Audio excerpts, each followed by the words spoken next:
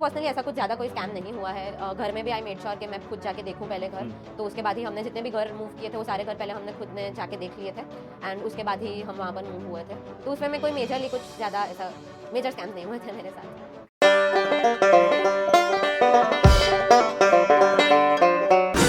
PR करना कितना मुश्किल होता है, कितना आसान होता है कनाडा में, किस तरीके से आप पीआर कर सकते हो और उसके लिए कौन सी चीज़ों के लिए हमें ध्यान रखना है, क्योंकि ज़्यादातर स्टूडेंट जा रहे हैं, जैसे कि आपने भी कहा, you choose Canada because of PR, वो आपके back of the Right. Mind में हमेशा रहता है।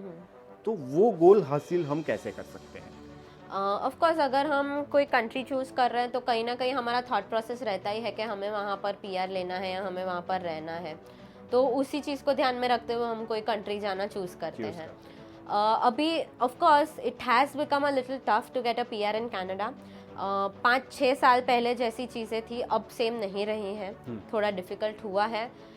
बट अगेन हमें ये बात को ध्यान में रखना है, ये बात समझनी है कि आज के दिन में भी till today's date Canada is one of those countries जो as compare to other countries easily PR देती है। तो अगर वो लोग पीआर दे रहे हैं तो ऑफ कोर्स लोगों को पीआर मिल रहा है, तो आपको भी मिलने ही वाला है। तो आपको वो चीज़ ध्यान में रखनी है। आपको एक नेगेटिव माइंडसेट लेके नहीं जाना है या नेगेटिव माइंडसेट लेके वो कंट्री को चूज़ नहीं करना है कि मेरा पीआर नहीं होगा। अगर वो कंट्री पीआर दे रहा है और अभी भी ऐसा एक कंट्री है जो इजीली पीआर दे रहा है तो वो सिर्फ कनाडा है, तो ऑफ कोर्स आपको पीआर मिलेगा। अब आपका काम ये है कि आपको पीआर लाने के तरफ मेहनत करनी है, राइट?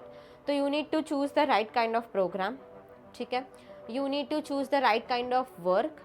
जब आप पढ़ाई ख़त्म करने के बाद भी आप वर्क पे शिफ्ट होते हो तो stop doing odd jobs firstly, try getting a field job. तो उससे आपका स्कोर भी ज़्यादा बढ़ जाएगा, टियर कैटेगरी 0, 1, 2, 3 का होगा, तो आपके लिए बेनिफिशियल होने वाला है। तो उस सारी चीज़ों के तरफ हार्डवर्क करो एंड इवेंचुअली फिर पीआर तो मिल ही जाएगा। काफ़ी ज़्यादा पाथवेज भी होते हैं पीआर लेने के, तो जब आप वर्क परमिट पे शिफ्ट हो जाते हो तो आप थोड़ा अलर्ट रहो, पहले से ही चेक कर लो कि आप कौन से पाथवे के लिए एलिजिबल हो रहे हो। अगर कोई ऐसा पाथवे है जहाँ पर आपको जाना है और आप एलिजिबल नहीं हो रहे हो तो अकॉर्डिंगली आप आपकी जॉब भी शिफ्ट कर सकते हो सो दैट उसके लिए आप एलिजिबल हो जाओ। अगर आपको लगता है कि आपको एक प्रोविंस छोड़ के दूसरे प्रोविंस जाने की ज़रूरत है तो वो भी आप कर सकते हो, but do all of those things well in advance so that ultimately जब आपको पीआर लेने की बारी आए तो आपको प्रॉब्लम ना हो और चीज़ें आपके लिए थोड़ी आसान हो जाए। आखिरी सवाल है, कनाडा की ऐसी कौन सी 5 चीज़ें हैं जो आज आप अभी मिस कर रहे हो?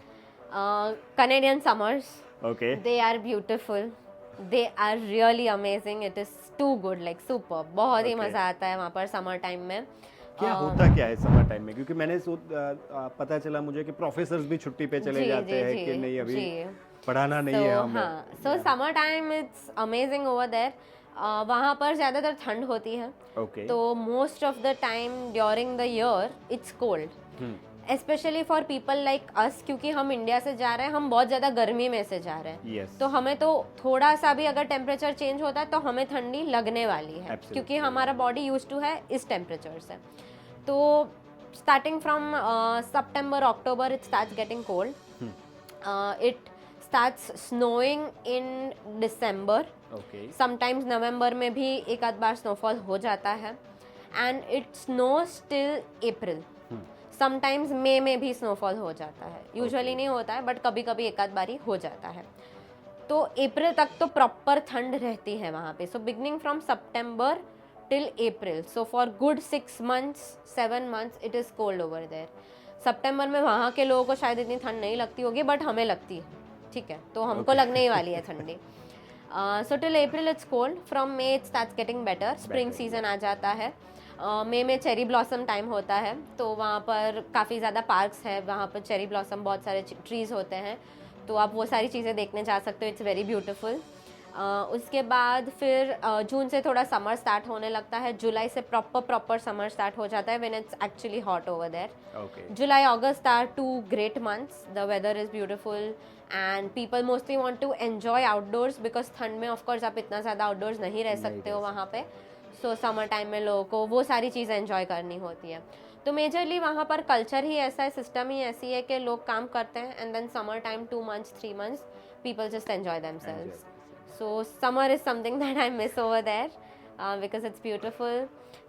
Then I miss, of course, the shopping. Okay Because it's too good. मतलब इंडिया से भी ज़्यादा शॉपिंग आप कनाडा में करते थे? ज़्यादा तो नहीं बोल सकती, बट मज़ा बहुत आता था, बिकॉज वहाँ पर कैसा होता है कि बहुत सारी लाइक ऑफ कोर्स हम यंग लोगों को नई नई चीज़ें लेने का शौक़ रहता है. इलेक्ट्रॉनिक्स होते हैं, कपड़े होते हैं, शूज़ होते हैं, बैग्स होते हैं, ऑफ कोर्स सबको ही शौक़ रहता है. तो वहाँ पर बहुत ज़्यादा फैक्ट्री आउटलेट मॉल्स वगैरह होते हैं. तो ये सारी जो अच्छी अच्छी ब्रांडेड चीज़ें होती हैं, you know, all the funky stuff and everything, वो सारी चीज़ें ऐसी जो फैक्ट्री आउटलेट मॉल्स होते हैं ना, वहाँ पर काफ़ी ज़्यादा रीजनेबल रेट्स में मिल जाती हैं. तो अभी for example if you are a group of friends, एक दिन आप प्लान कर सकते हो कि यू नो आप सब, अगर सबको जाना है तो आप शॉपिंग करने चले जाओ. तो क्योंकि फैक्ट्री आउटलेट मॉल्स है ना, यूजुअली सिटी से थोड़े दूर होते हैं. तो either you need to book a cab और you need to use the public transport, थोड़ा टाइम भी ज़्यादा लग जाता है. तो ऐसे ही आप एक दिन प्लान करके सब दोस्त मिलके जा सकते हो, अच्छे से शॉपिंग करो, मज़े करो. तो that is something of course that I miss. मैंने सुना है कि मतलब वहाँ पे इलेक्ट्रॉनिक्स गैजेट, खासकर एप्पल के फ़ोन वगैरह बहुत सस्ते मिलते हैं इंडिया से. बहुत सस्ते तो नहीं मिलते हैं, बट काफ़ी ज़्यादा फ़र्क पड़ जाता है, बिकॉज वहाँ पर नवंबर टाइम में जो ब्लैक फ्राइडे वगैरह आता है, तो उस टाइम पे बहुत अच्छी अच्छी डील्स मिल जाती है वहाँ पर. सो फॉर एग्जांपल अगर एक चीज़ आपको $100 की मिल रही है ना, तो शायद ब्लैक फ्राइडे के टाइम पे आपको वो $70 में मिल जाएगी. यू नो, उतना चेंज हो जाता है वहाँ पर. तो ऑफ कोर्स अगर आपको नए गैजेट्स बाय करने हैं, अगर आपको शौक है, आपको ज़रूरत भी है नई चीज़ें बाय करने की, तो during that time you can buy all those things. तो आपको काफ़ी ज़्यादा बेनिफिट उसमें पड़ जाता है. उस टाइम पे बहुत सारी स्कीम्स भी चलती हैं. जैसे यू नो, अगर आप इतना लोगे तो आपको इतना फ़ायदा होगा, थोड़ी चीज़ें फ्री में हो जाती है. तो of course why wouldn't you want to take advantage of all those things. तो स्टूडेंट्स को स्टूडेंट डिस्काउंट भी मिलता है. इनफैक्ट अगर आप एप्पल प्रोडक्ट्स बाय करते हो, तो आपको स्पेशल स्टूडेंट डिस्काउंट्स भी मिलता है, अगर आप आपका कॉलेज का ID कार्ड या कुछ डॉक्यूमेंट शो करते हो. तो ये सारी चीज़ों का तो ऑफ कोर्स हमें बेनिफिट लेना ही चाहिए, व्हाई नॉट. तो yeah, those are the good things. And yeah, basically sometimes even the lifestyle, like work culture wise भी वहाँ पर अगर 9 to 5 होता है, तो then it's just 9 to 5. You need to, you know, follow those things. So it is good. वो थोड़ा balance भी मिल जाता है, वर्क लाइफ बैलेंस भी मिल जाता है, आपको दूसरी एक्टिविटीज़ करने का भी टाइम मिल जाता है. घर पे भी अगर आपको पर्सनल आपका कुछ काम करना है, तो यू नो वो सारी चीज़ें भी आप कर सकते हो. तो उस तरीके से थोड़ा फ्लेक्सिबल है वहाँ पर, क्योंकि वहाँ पर कल्चर ही वैसा है. तो या दोज अदर थिंग्स जो काफ़ी अच्छी होती है वहाँ पर.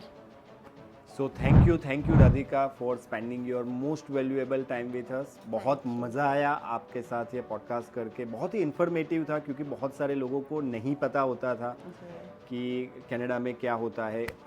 रील्स देखते हैं, लेकिन ग्राउंड रियलिटी क्या है. तो हमारा मकसद ही यही है कि हम लोगों से ये पूछना चाहते हैं कि एक्चुअल में ग्राउंड रियलिटी क्या है, कौन सी चीज़ों के बारे में ख्याल रखना है, वहाँ पे जॉब कैसे मिलती है. क्योंकि जो भी स्टूडेंट्स जा रहे हैं, उनके पेरेंट्स का सबसे बड़ा कंसर्न यही रहता है कि जॉब कैसे मिलेगी, PR कैसे मिलेगा. तो बहुत ही बखूबी तरीके से आपने ये सारी चीज़ें शेयर की है. So thank you very much for that. और ऑडियंस को भी मैं कहना चाहूँगा कि अगर आपके कोई भी सवाल है, इसके अलावा भी अगर आपके कोई सवाल है, तो आप कमेंट सेक्शन में यहाँ पे लिख सकते हैं.